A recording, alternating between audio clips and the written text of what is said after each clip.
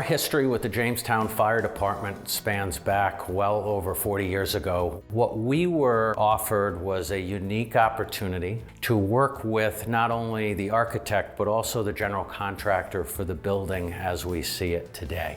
We've had the doors for about 10 years now since our renovation. The doors are very important, integral part of our building. They're wonderful doors. We get a lot of compliments on them. It was more than just delivering doors to a job site and installing them. When you're involved with life safety, when you're involved with individuals volunteering their time, we need to perform at that higher level with the speed of service. And we were able to successfully perform at a speed of service one night when, unfortunately, one of the garage doors was struck by one of the trucks. We were on site within 40 minutes. What we were able to do is get that door operational and secure for the evening.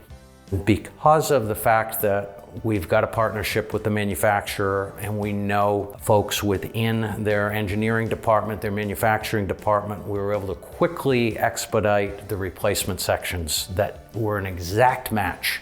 That speed of service, the level of architectural detail that we're able to deploy at the beginning of those renovations, and it's the ongoing relationship with this customer that makes this a really great project.